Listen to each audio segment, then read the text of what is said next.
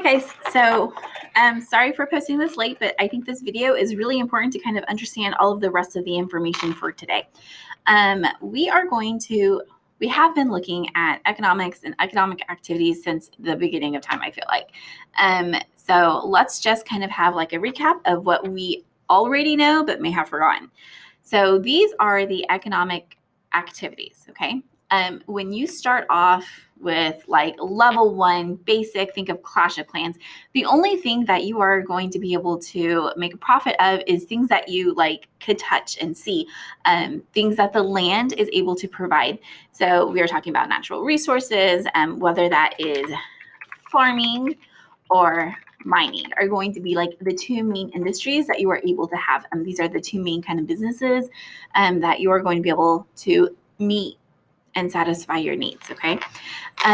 When you are looking at these two jobs, you need to understand that there's no machines, okay? We are level 1 basic, so there's no like fancy machines. The only tools that you do have at your disposal are going to be like simple tools, like a shovel or a shovel. So like very basic, you are going to be doing most of the labor yourself. There's no machines for you to rely on. So that is the kind of jobs. When we're looking at secondary, this is going to be, there's factories. So every time that you are thinking of secondary, you automatically need to be thinking of factories. And every time you think of factories, you automatically need to be thinking of the word industrialization. This is a really big word. When I was in high school, I had like a mental block against it because I was like, industrialization, that's scary. But all it means is factories. So don't get scared by that word. When we're looking at tertiary, this is level 3, and here we are going to see that services are going to be what is going to be provided. So when we're talking about services, we're talking about doctors, we're talking about lawyers, we're talking about teachers. So theoretically, a teacher is giving you knowledge. That's not, maybe you'll get a piece of paper at the end of the day, maybe you'll get some notes, but really it's like, you know, that information is for your brain. It's not something that, you know, at the end of 9th grade, there's like this big, huge thing that I built you and I'm going to give you. So it is just like knowledge. It's not really something that you could necessarily touch. Doctors, when you get hurt or if you're sick, you go to a doctor and they're just going to look at you and they are going to say, oh, this is what's wrong with you. They're going to diagnose you. And then they're going to tell you what medicines you need to get in order to help resolve the issue. Lawyers represent you. So, you know, a lawyer isn't going to go and build you a hut. They're just going to help represent you. They are doing a service. Maybe at the end of a court, you might have some legal papers to kind of keep track of, but it's not like you're paying them just to print you a piece of paper. You're paying them to represent you and to argue for you. The next one is going to be quaternary. When we're looking at quaternary, we're looking at data. So this is going to be like scientists who are looking at data and researching and doing a lot of stuff. We are looking at maybe engineers, architectures, they are providing a service, but they are looking at computers and they are looking at the data and they are looking at a lot of pieces of information in order to come up with their conclusion. Another thing that isn't as glamorous is going to be like just a basic data entry person. Like my mom works at the hospital. She is the person who is in charge of putting your insurance information into the computer. So she doesn't get paid very much, but you know, she stares at a computer for 8 hours a day and you know, that's her job. So we have those kinds of jobs with quaternary.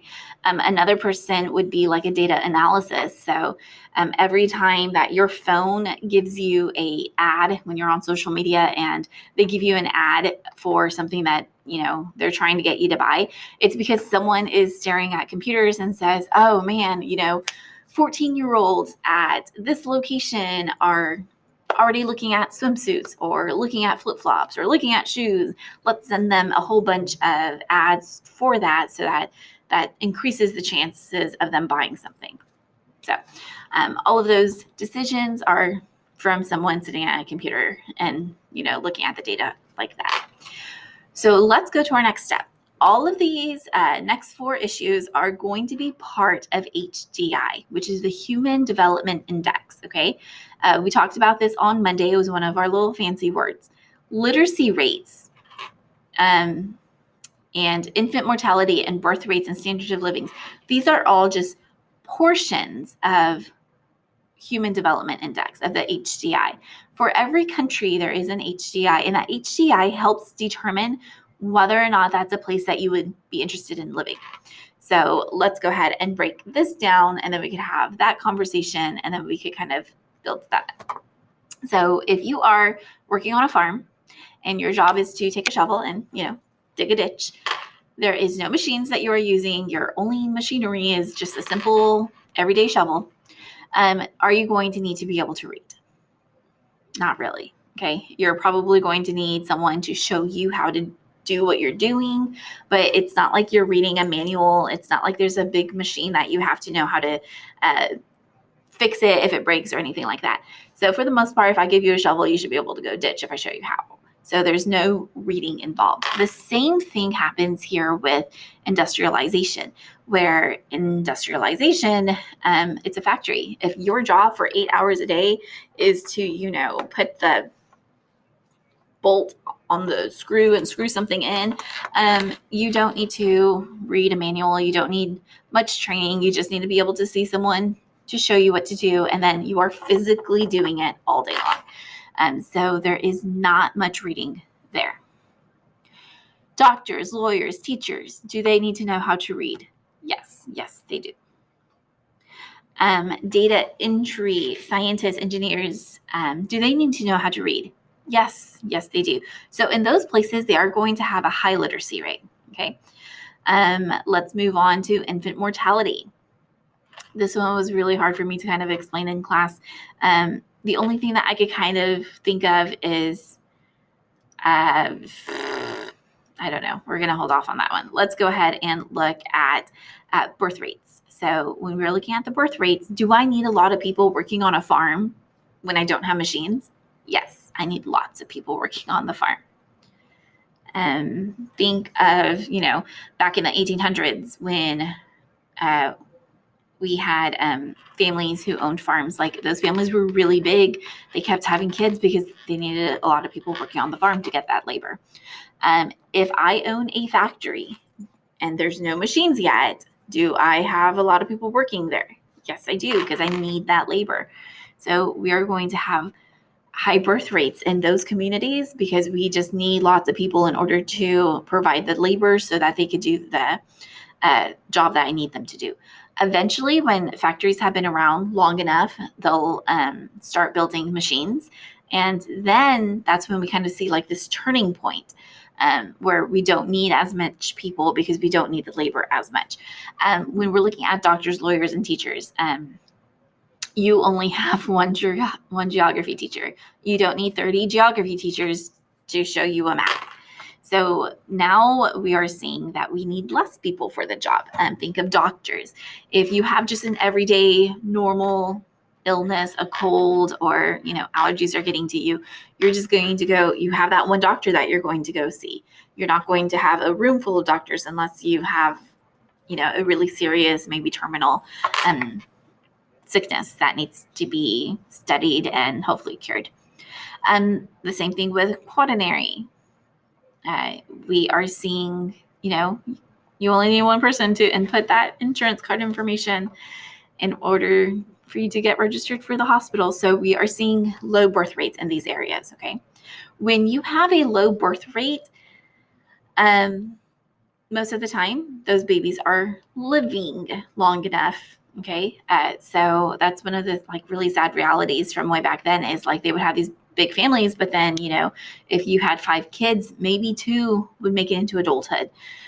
So because a lot of babies would die, and that's what infant mortality means. With infant mortality, we are talking about newborns, barely born until maybe around 3 years old.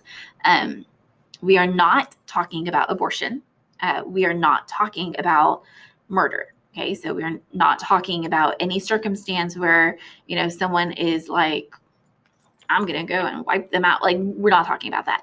We're talking about how, like, a family has a baby and, they hope that the baby lives. They're trying really hard, but the baby might get sick with some type of sickness and there's no doctor around to help them. So the baby dies and then, like, it's sad.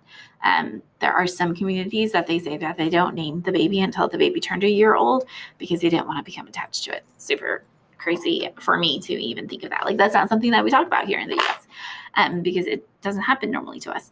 So in farming, when there's no machines, high birth rates, usually there's affiliation with infant mortality. So we are seeing that primary and secondary, there's infant mortality. But guys, once we get those doctors in the communities, now all of a sudden those babies aren't dying as much. And so we are seeing, I always do this. It's wrong. There we go. I don't know why I do that. I did that in all of my classes today. So infant mortality, there is a high mortality rate, means that there's a lot of babies that are dying, which is really sad. And then once we have those doctors, now the babies aren't dying as much. So now that infant mortality rate is going to be really small because babies are living, and that's yay. Okay, oops. Let's go to standard of living. Your standard of living is going to be kind of based off of all of this. So if I cannot read, I am worried about my baby dying, and I have so many kids and my house isn't big enough and I can't feed all of them, then my standard of living might be a little bit lower. I like to look at your standard of living with your literacy rates. I think that's a pretty easy one. Or even like your infant mortality. If I am worried about my baby surviving, then that's not a really easy life. I'm going to be stressed. I'm going to be worried. It's not going to be a good, happy environment. So just following your literacy rates. If the arrows are down, the standard of living is usually going to go down. The literacy rates are high, so that standard of living is high. Now, all of a sudden, I have options if I'm able to read, which is why reading is so important. Now, I could choose what kind of job I want to be. That's why you get encouraged to go to college, is because, you have more options if you do. If you already know what you want to be, then that is a discussion between you and your parents, and I have no say in that, and holy moly for you. Anyways, moving on. So this is the chart that we are looking at.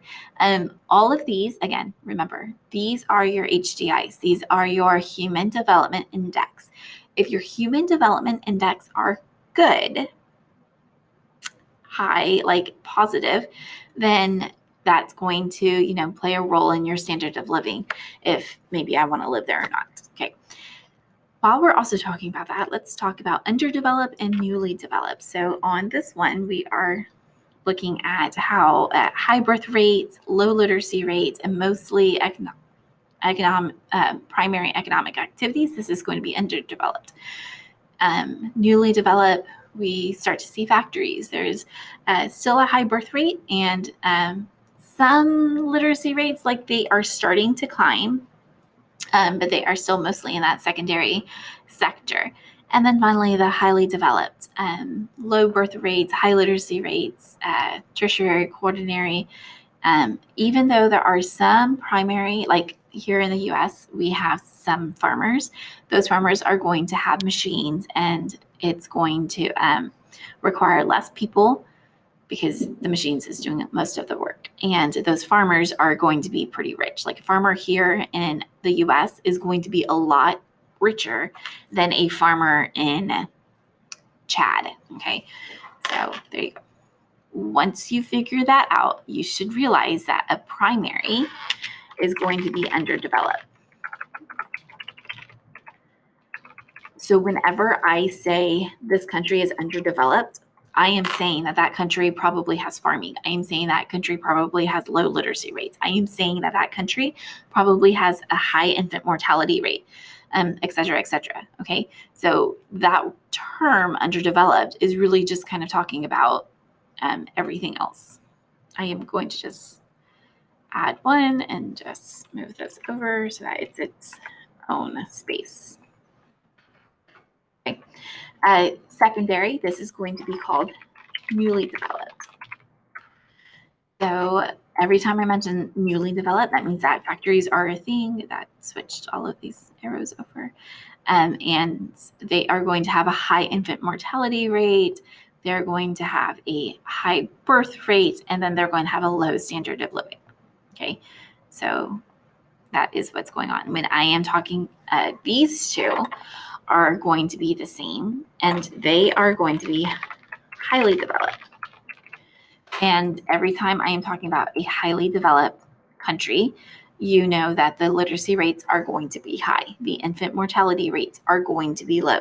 The birth rates are going to be low. The standard of living is going to be high. So when you take your test next week, you are going to be given a chart, and it's going to give you, literacy rates and mortality rates and standard of living. And then you have to decide which of these does it fall under.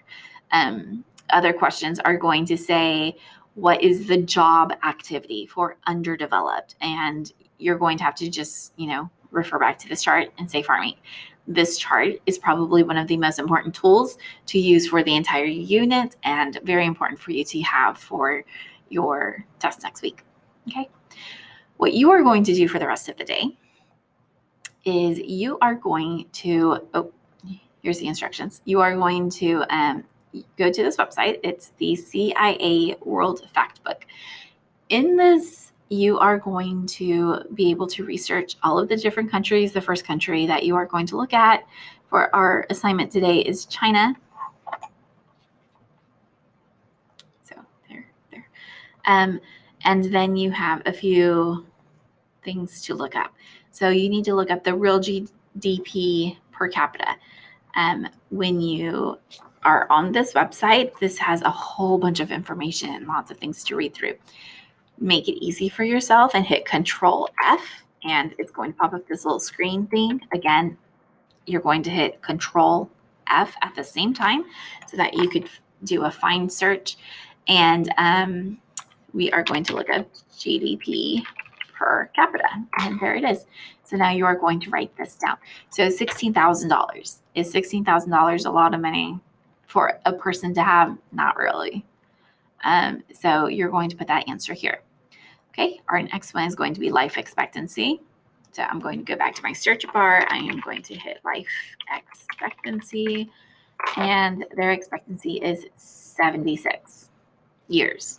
Okay, and you're going to put your answer here. Then onward and so forth. The one that I've been getting a lot of questions is the education expectancy. Expenditures just means how much money are they spending. China doesn't tell us how much they're spending. Either they don't want to tell us, or maybe they don't even know. Okay. There was a few, literacy is right here. That's one of the questions.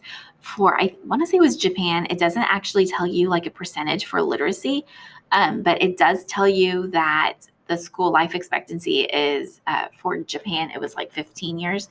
So when they are in school for 15 years, you could say that their literacy rate is high, because obviously or you could say that NA, where they're just not giving us the information. Okay, make sure you write something down so that I know you're not just skipping it.